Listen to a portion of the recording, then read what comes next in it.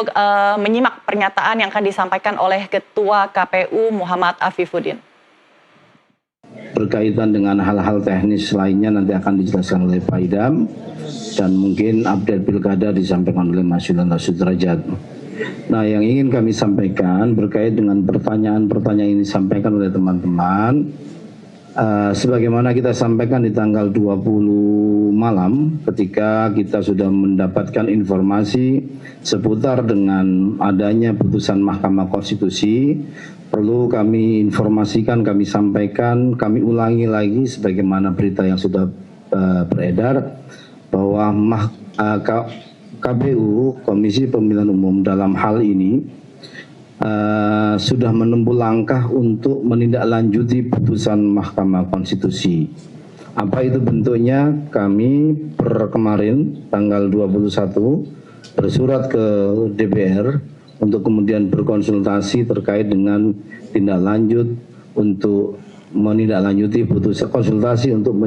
putusan Mahkamah Konstitusi. Kenapa ini kami lakukan? Kami punya pengalaman dulu ada putusan Mahkamah Konstitusi dalam proses Pilpres, putusan nomor 90 yang saat itu dalam perjalanannya kemudian kami tindak lanjut, tetapi konsultasi tidak sempat dilakukan karena satu dan lain hal, dan selanjutnya dalam aduan dan putusan DKPP kami dinyatakan salah dan diberi peringatan keras terakhir. Nah, karena yang kami tempuh ini sama, maka proses prosedur yang sudah pernah kami lakukan dan saat itu tidak terlaksanakan, ini sedang kita tempuh.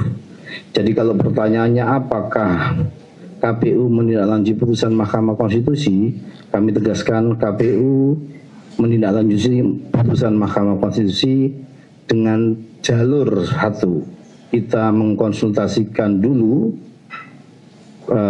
tindak lanjut ini karena dulu pada Pilpres kita juga menindaklanjuti putusan Mahkamah Konstitusi, tapi ketika proses konsultasi tidak kita lakukan, itu dianggap kesalahan yang dilakukan oleh KPU. Nah, selanjutnya tentu karena juga masih ada waktu terkait dengan tindak lanjut ini akan digunakan terutama untuk pendaftaran calon kepala daerah yang mulai dibuka tanggal 27 sampai tanggal 29 Agustus 2024 hari Selasa.